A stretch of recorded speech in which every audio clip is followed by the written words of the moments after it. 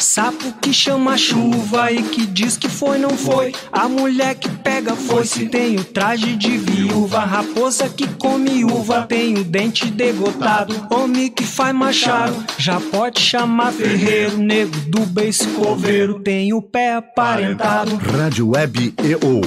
Aqui se faz, aqui se paga. Eu que sei, fico quieta. Desde 1956, para Ivupens, qualidade é norma obrigatória. Por isso, toda vez que você precisar de tubos pretos, galvanizados e plásticos à pronta entrega, em todas as bitolas, é recomendável conhecer propostas Ivupens, porque sua obra não pode parar. Ivupens, na Presidente Roosevelt, 865, Porto Alegre. Mãos à obra.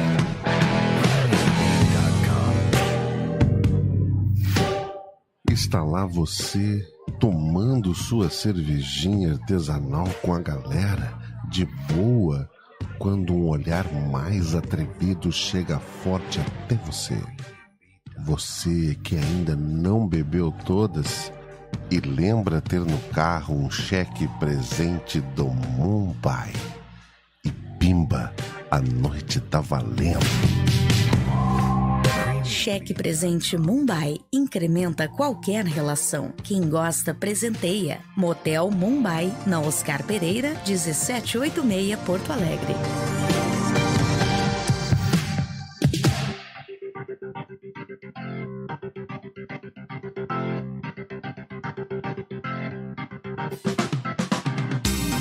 Se você pensa que cachaça é água, cachaça não é água não. Vem aí, nem mais nem menos, com o insuperável Marino Boeira.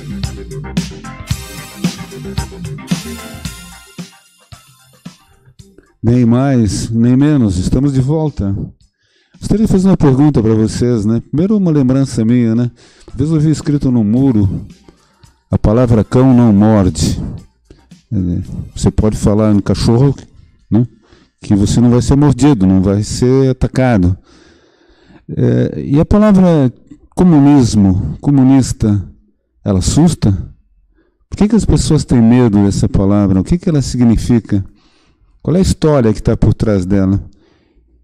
É isso que nós vamos comentar um pouco hoje, com algumas lembranças históricas e alguns comentários a respeito de como é vista hoje não só a palavra, mas o significado dela, né? Primeiro vamos fazer uma separação aí entre comunismo, comunistas, Partido Comunista, são coisas afins, mas não é a mesma coisa, não são a mesma coisa, né? Vamos por etapa, então, né?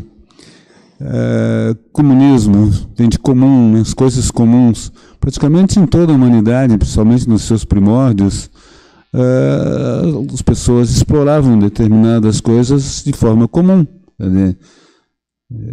A agricultura, por exemplo, se trabalhava junto, a terra era daquelas pessoas que trabalhavam. Há um livro do Friedrich Engels chamado História da Família e da Propriedade Privada, que conta exatamente como esse processo se desenvolveu. Quer dizer, né, nossos ancestrais, os mais antigos, né, voltado para o trabalho na terra, pela dificuldade desse trabalho, pela falta, vamos dizer, de instrumentos para atuar sobre a terra, essas pessoas se uniam, né? E essa terra era comum das pessoas. Então era um trabalho comum, era um trabalho comunista, né? Onde as pessoas trabalhavam juntas, usufruíam juntos dos benefícios daquele trabalho. A partir de determinado momento, né, e isso o livro do Engels conta, explica, alguns começaram por ter mais capacidade física ou por ter um lugar mais adequado para plantar, eles começaram a ficar mais ricos, mais poderosos que os outros e não queriam mais dividir com todos aquilo que ele imaginava que era fruto, maior parte, do trabalho dele. Então começa a partir daí, né, nas sociedades mais antigas, a surgir a propriedade privada. A necessidade, ou pelo menos o sonho que tinha essa pessoa, de que o seu trabalho, o fruto do seu trabalho, fosse dele e posteriormente fosse herdado pelos seus filhos, né? Então, uma sociedade que era uma sociedade basicamente matriarcal, quer dizer, uma sociedade onde as pessoas pertenciam a uma clã feminina, né? Quer dizer, eram irmãos e filhos, etc., de uma mesma família, né? Passaram a se dividir, passaram a formar grupos diferentes. Então a sociedade foi evoluindo, quer dizer, foi mudando, passou de um tipo de sociedade comunitária para um tipo de sociedade de trabalho diferenciado, foi uma sociedade onde alguns mais fortes passaram a usar os mais fracos para trabalhar para eles, né? Então nós tivemos depois um processo de uma sociedade escravista, onde alguns trabalhavam para outros mais poderosos, que tinham as armas, que tinham uma força física, enfim, né? Então a história da raça humana se relaciona sempre com o trabalho, com a forma com que eles produzem para a sua subsistência. Então, no primeiro momento é um trabalho comunitário, depois passei um trabalho baseado no trabalho escravo, e mais adiante, né, no aperfeiçoamento desse sistema, nós chegamos ao sistema feudal, que correspondeu mais ou menos à Idade Média da civilização ocidental, onde alguns, né, poderosos príncipes, que assumiram para si títulos de nobreza, usavam outros num trabalho que não era mais um trabalho escravo, mas era um trabalho feudal, né, um trabalho onde a terra era do príncipe, e as pessoas, do príncipe, do rei, do duque, enfim, todos esses títulos nobiliárquicos, né? Mas enfim, a terra era dele e ele cedia, né?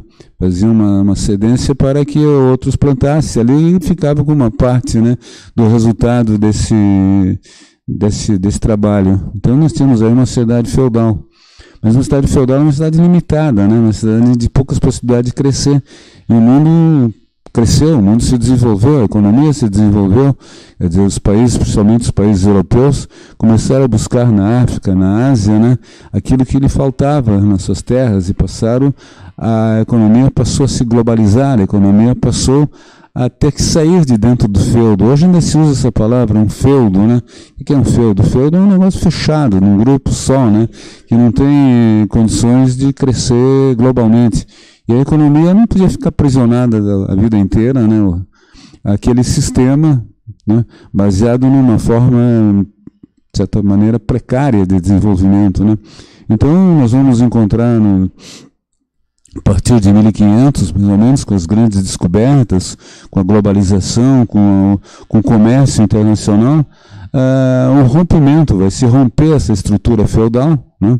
E vai se passar um outro tipo de sistema de trabalho, de apropriação de bens, que vai ser denominado de capitalismo, né?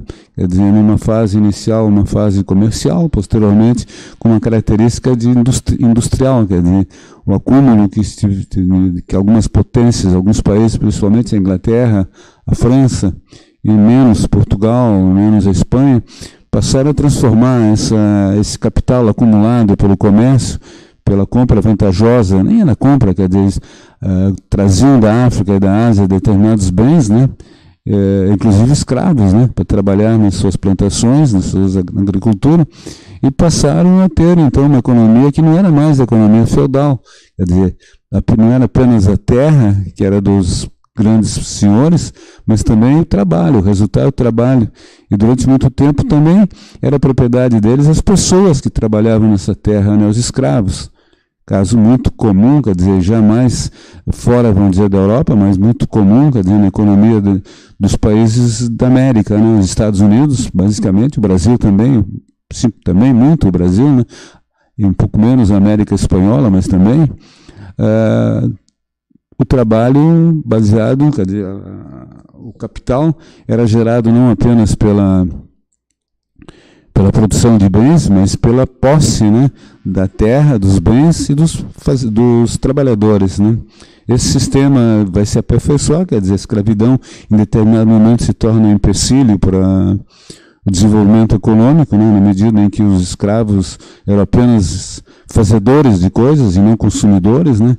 A sociedade vai ter necessidade de mais consumidores, vai se democratizar, né, na medida em que a escravidão é superada, e nós passamos a ter uma economia de características capitalistas na forma mais ou menos como convivemos até hoje. Quer dizer, o marco na parte política dessa mudança é a Revolução Francesa, 1789, né, que transfere o poder político, né, que ainda estava nas mãos dos antigos senhores feudais, dos reis, dos príncipes, etc., da monarquia, para uma nova classe, voltada exclusivamente para o domínio do trabalho, né? No caso, a burguesia. Então, nós começamos falando, em outra palavra, começamos falando em comunismo, né? E aonde ele entra nessa história, né? Em determinado momento, né? Em determinado momento da história, vamos pensar assim, praticamente a segunda metade do século XIX, quer dizer, quando o capitalismo já se apresenta já com características que vão se prolongar durante muito tempo ainda, surge a ideia de que aquela forma, né, não era a mais adequada, a mais humana, não só a mais humana, a mais adequada, mas também tinha menos competência para gerir o sistema todo, porque era uma forma, de alguma maneira, perdulária, né? Na medida em que ia destruindo as coisas para o consumo de poucos, né? Então surge a ideia, e essa ideia na sua essência não é nova, a volta de um sistema de produção comunitária, né, dos bens, e a divisão, vamos dizer, dos resultados entre toda a comuna, né? O primeiro grande movimento nesse sentido é a Comuna de Paris, né, no século XIX, né, é um evento, quer dizer, um evento que de certa forma ficou restrito à cidade de Paris, um pouco outros pedaços da França, mas mostrou a primeira revolta organizada, né, dos trabalhadores, né, no sentido de participar não apenas do trabalho, mas dos resultados do trabalho. Obviamente a Comuna de Paris foi sufocada, desapareceu, morreu, né, pela ação dos exércitos franceses, né. Isso ocorreu no momento em que a França se empenhava numa guerra contra a Prússia, né, a guerra franco-prussiana, e uma certa debilidade do exército francês, do sistema político francês, permitiu, durante algum período, né, que os operários franceses, os operários parisienses, tivessem o controle da economia e projetassem uma forma de divisão entre os que trabalhavam, né. Mas a história, vamos dizer, a consistência, a base filosófica, econômica, e política e social, né, para essa ideia, né, de superação do capitalismo por um outro sistema mais justo e que permitisse um desenvolvimento ainda maior da sociedade, está formulada, né, nas teses de dois alemães, principalmente um deles, Karl Marx, né, um alemão nascido em 1818, né, em Treveris, né, na Alemanha, e que vai viver até 1873, vai morrer em Londres, né? E seu colega, seu amigo Friedrich Engels, também alemão, né? E que vai sobreviver um pouco mais a Marx, né? Vai morrer em 1820, né? 1895, ele nasceu em 1820 e vai morrer em 1895. Era um alemão de Barmen, mas basicamente foi na Inglaterra que desenvolveram uma ideia baseada, que hoje nós chamamos de marxismo, em homenagem ao Karl Marx, que é um sistema que engloba filosofia, economia, política, né? E é um sistema de caráter humanitário, na medida em que se preocupa com o futuro da humanidade. Durante muito tempo, né, por que esse sistema de repente ficou tão execrado, tão perseguido, tão visto como algo assim maligno, né? As pessoas que defendiam esse sistema eram vistas assim como seres desprezíveis, perigosos, né? Por quê? Porque ele propunha de forma clara, decisiva, através de um documento, né, que se tornou clássico, vamos dizer, nesse aspecto político, que é o Manifesto Comunista de 1848, previa a derrubada dessa classe dominante, dessa classe capitalista, da classe, não das pessoas, né? Quer dizer, às vezes se confunde, quer dizer, não é pegar e matar as pessoas, é por simplesmente tentar romper essa estrutura e passar o domínio da economia, da política, da sociedade para uma nova classe que representasse o que fosse, né, a classe produtora, a classe trabalhadora. E uma das acusações que se fazem, né, durante muito tempo se fez a esse sistema, ao comunismo em si, é que ele era uma doutrina exótica, algo contrário ao mundo ocidental, totalmente contrário, algo, vamos dizer, visto assim, quase como uma coisa asiática, né? Quer dizer, como as primeiras tentativas, né? A tentativa mais evidente, mais forte de implantação de um sistema com as ideias, né, de Marx foi na Rússia, né? E a Rússia tem uma característica para os restantes dos europeus de ser um país com conotações muito fortes de coisas vindas da Ásia, né?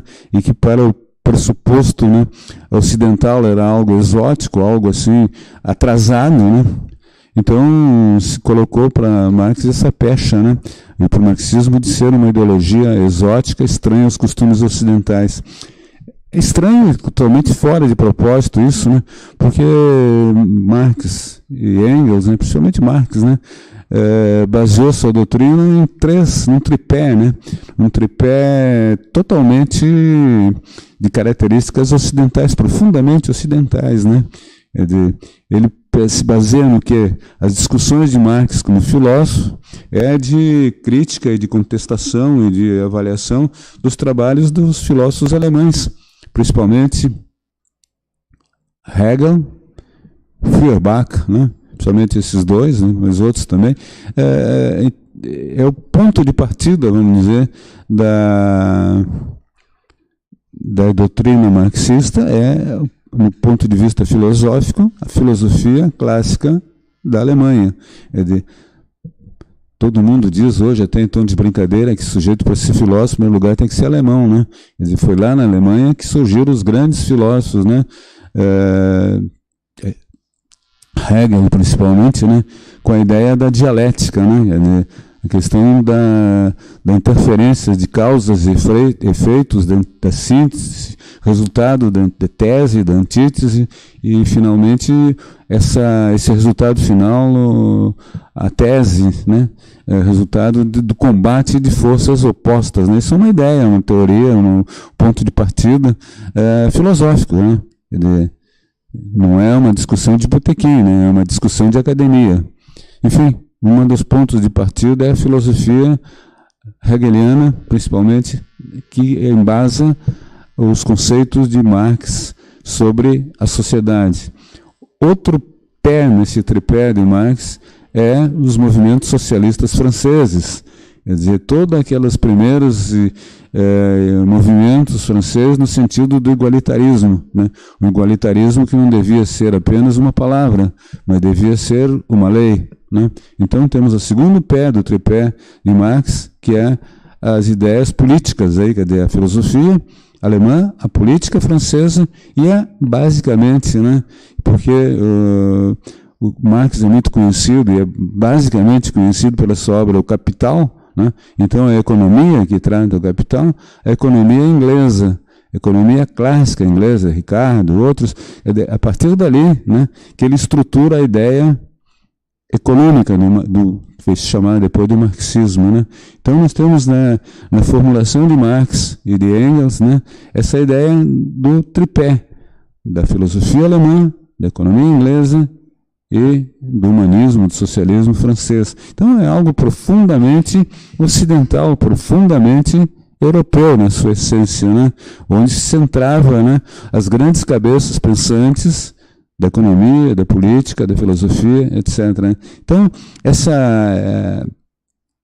essa proposta marxista é uma proposta totalmente ocidental e que se consubstancia no famoso Manifesto Comunista de 1848. Marx adota essa palavra, que é o comunismo, né? Mas não havia ainda na época partidos comunistas, né?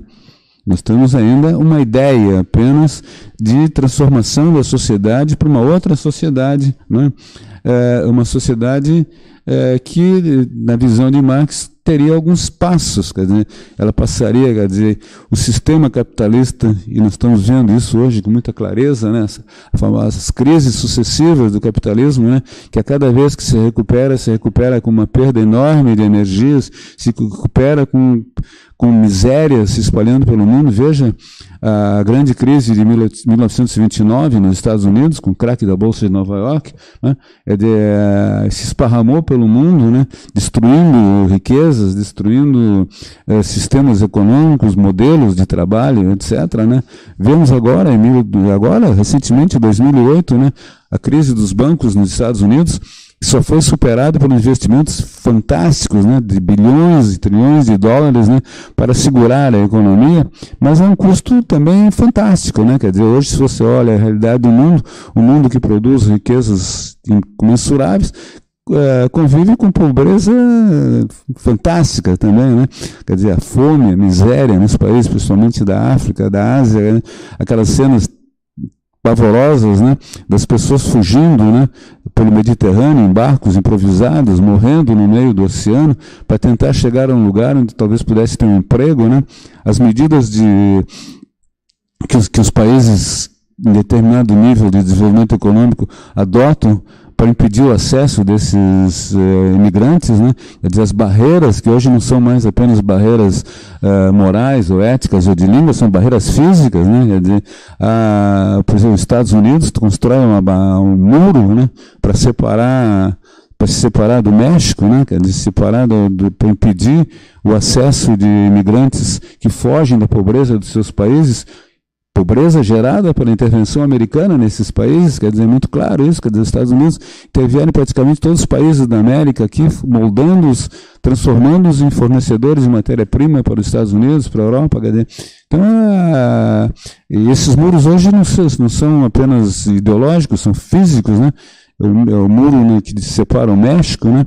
O muro que Israel constrói para separar os palestinos, uma terra que era dos palestinos, hoje eles são discriminados, vivem no apartheid, né? Porque o sistema não permite, né? O sistema não permite que todos sejam felizes, né? Que todos usufruam das riquezas do mundo, né? Então é óbvio, né, que esse é um sistema contestado, mas é um sistema que tem formas de proteção, formas de sustentação muito grandes, né? Quer dizer, existe todo um processo midiático, né, no sentido de exorcizar, criticar quem tenta falar contra esse sistema, quem tenta modificá-lo, né? Esse sistema se protege não é apenas com a força da mídia, mas com a força dos exércitos, com a força da lei. Quer dizer, cada novo estágio da sociedade tem uma nova lei. Quando se derrubou a ditadura aqui no Brasil, se fez uma nova Constituição que representasse aquele novo momento. Aí não foi uma ruptura, né? Foi um alívio, né, naquele processo anterior, mas mesmo assim se construiu uma Constituição nova, né? Quando Getúlio deu o golpe em 1937, ele mudou a Constituição, fez uma nova Constituição, famosa a polaca, né? Porque diz que era de inspiração polonesa, né? Então, quando se muda um sistema, se constrói uma legislação para protegê-lo. Né? Isso é óbvio, né? Isso acontece no mundo inteiro.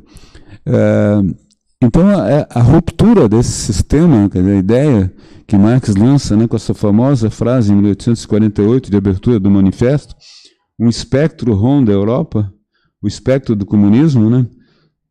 Todas as potências da velha Europa unem-se numa santa aliança para derrotar, para conjurá-lo, o Papa, o Czar, né? As grandes casas imperiais da Europa, né? Todas elas se unem, a partir daí começa uma luta, que é a grande luta hoje ainda, né? disfarçada, ou humanizada, ou modificada na sua nomenclatura, entre um determinado sistema, que é o sistema que praticamente o mundo inteiro convive, né? Que é o sistema capitalista, e a ideia que não morre, né, de algumas pessoas, de algumas intelectuais. Hoje está muito em voga novamente, depois de alguns anos de praticamente de esquecimento, da ideia dessa proposta, né, dessa hipótese comunista, né.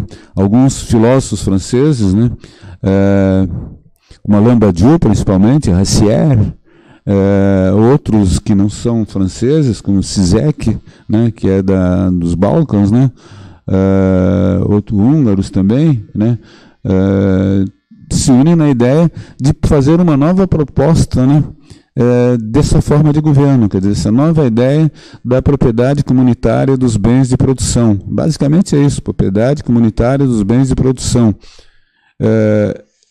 E o que aconteceu nesse período entre o Manifesto de Marx e os dias de hoje? Durante um determinado período, no fim do século XIX, início do século XX, os primeiros 20 anos do século XX, que coincide com a Primeira Guerra Mundial, essa ideia, essa proposta de fazer uma revolução, é isso que se trata, né? Quer dizer, você vai mudar uma estrutura política, social, econômica, teve uma força muito grande na Europa, né? Em função da Primeira Guerra Mundial, que foi uma guerra assim, com características de saque econômico aos países mais fracos, super evidente, né? Nunca foi tão claro para as pessoas que as potências europeias, de um lado, a Alemanha, e do outro, a França, a Inglaterra, a Rússia, travaram uma guerra por interesses estritamente comerciais. Milhões de pessoas morreram pela primeira vez. Uma guerra teve um número de mortos assim que passou dos milhões, né? Não foi mais uma guerra localizada, foi uma guerra que envolveu praticamente boa parte do mundo civilizado, que vai se repetir depois em 1939, né? Com a Segunda Grande Guerra Mundial, aí, com milhões de mortos já, com bomba atômica sendo jogada sobre as cidades, enfim. Essa crise gerada, essa piora fantástica nas condições de vida das pessoas, levou as pessoas a imaginar que um outro sistema seria possível. Seria possível construir outra forma de governo, outra forma de organização social, outra forma de economia. E, basicamente, 2 países europeus envolvidos na guerra mais diretamente foi onde essa ideia se tornou mais forte. Primeiro, a Alemanha, que sempre foi o centro, vamos dizer, político, econômico das novas ideias, né? Então, na Alemanha, no final da Primeira Guerra Mundial, 1918, e na Rússia, que tinha uma tradição de movimentos revolucionários muito grande, né? Porque a Rússia tinha um sistema, sob o ponto de vista político, mais repressivo que os outros países da Europa, como a Alemanha, a França, a Inglaterra, que já tinham regimes parlamentaristas. Quer dizer, não havia mais um absolutismo do rei como no passado. Quer dizer, esses países tinham uma certa democracia que, de alguma forma, amenizava a pressão contra a população trabalhadora, né? Que dava a ela alguns direitos, pelo menos alguns direitos formais, o que não acontecia na Rússia. A Rússia tinha um czar absolutista que tinha tudo, podia tudo, né? Então, por esses 2 fatores, a Alemanha por ser um centro de difusão de ideias muito fortes, e a Rússia por ter um sistema profundamente repressivo, foram nesses 2 países que explodiram, né, movimentos de revoltas que buscavam mudar o sistema político, não apenas tomar o poder para colocar alguém parecido no lugar, mas mudar estruturalmente o poder. Então nós vamos ver, em 1917, na Rússia, depois de um ano de conflitos internos, de renúncia do czar, governos democráticos de centro, de direita, etc., vamos ver em outubro de 1917 uma revolta, primeira revolta de um partido assumidamente comunista, mas esse nome ainda não era, o nome foi usado há pouco tempo. Esses partidos de esquerda que defendiam a ideia de Marx, que se guiavam pela teoria de Marx, eram os partidos da social-democracia europeia. A ala esquerda do partido da social-democracia europeia, né? que a partir de determinado momento, na Rússia assumiram o nome de Partido Comunista, porque era a ideia de Marx, né? Os ensinamentos vinham dele, e na Alemanha só passaram a usar esse nome no final, porque antes era a Liga de Esparta, né? A Liga Espartaquista, né? Então, em 17 a Revolução foi vitoriosa na Rússia, conseguiu se consolidar a muito custo, enfrentou invasões estrangeiras, enfrentou uma guerra contra os chamados exércitos brancos, né? Mas conseguiu se consolidar e vai persistir de 17 até praticamente 1990, né? E por que ela acabou depois é outra história. Se eles conseguiram instaurar lá um sistema apregoado por Marx, também é outra história que nem dá tempo de falar aqui hoje, talvez outro dia possamos falar, mas hoje vamos terminar com isso, quer dizer, foi possível em 1917, apoiado na ideia de Marx, usando os seus conceitos, instaurar um sistema que previa isso, né? O fim do sistema capitalista. Nós vamos ver que na Rússia eles voltaram atrás, e logo depois da Revolução, mais adiante retomaram o processo, mas enfim, isso é uma outra história a ser contada. E por que esse sistema, que aparentemente durante algum tempo foi extremamente eficaz na Rússia, a Rússia, que era um país quase feudal, passou um pouco mais de 60 anos de um país atrasado, o país mais atrasado entre os grandes países da Europa, no segundo ou primeiro, em alguns setores, país na economia mundial. O país que foi o primeiro país do mundo a colocar um homem em órbita, né? O Sputnik, né? Ou com o Yuri Gagarin, né? Para fazer isso aí, só uma imensa tecnologia por trás permitiria. Então esse país se desenvolveu, quer dizer, um salto prodigioso, né? Da economia feudal para a economia altamente desenvolvida. Agora, por que depois não deu certo? Podemos ver na outra oportunidade. E na Alemanha, onde praticamente se imaginava que a Revolução teria mais condições de ser vitoriosa, ela durou menos de um mês, né? Quer dizer, as forças de repressão, principalmente o exército, né? Quer dizer, o exército alemão estava forte e poderoso ainda, né? Ao contrário do exército russo, né? Que estava fraco e dividido, né? Então, na Alemanha, a revolta, o governo comunista, o governo da Liga Espartaquista, durou menos de um mês, né? E seus líderes foram mortos, a principal líder deles, Rosa Luxemburgo, foi assassinada, né, em Berlim, né? E a Revolução na Alemanha terminou. Uma das razões que a gente pode antecipar de que a ideia, vamos dizer, do marxista, do sistema não capitalista na Rússia não deu certo, é porque ele ficou localizado num país só, né?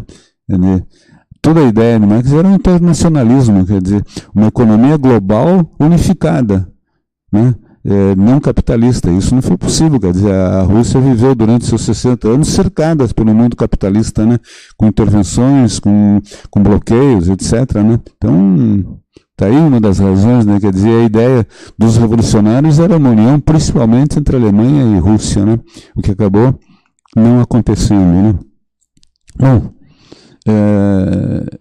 o que nós estamos pretendendo, né, nesse nosso programa é dar um conteúdo mais intelectual, mais inteligente, mais culto a essas colocações que são feitas assim da boca para fora, quer dizer, falam mal de um sistema sem conhecê-lo, né? Então vamos falar mal do sistema, vamos ser anticomunistas a partir do conhecimento do que é o comunismo, que não é uma palavra que morda ninguém, que nem o cachorro, né? O cachorro não morde ninguém, a palavra cachorro não morde, nem o comunismo, a palavra em si faz mal para as pessoas. Conhecê-lo, não fechar os olhos, não meter a cabeça embaixo da terra e dizer não quero saber, não sei, não me interessa, não é uma atitude inteligente. Atitude inteligente é discutir, saber para que serve, para que não serve, e em função disso, dos seus interesses, do seu padrão cultural, assumir uma posição. Sou contra, sou a favor. Não. A única coisa que não é admissível uma pessoa um pouco mais interessada na sua vida e na cultura é dizer assim, não me interessa. Interessa sim, né? Então, na próxima semana voltaremos com um desses temas aqui nesse nosso programa, nem mais nem menos.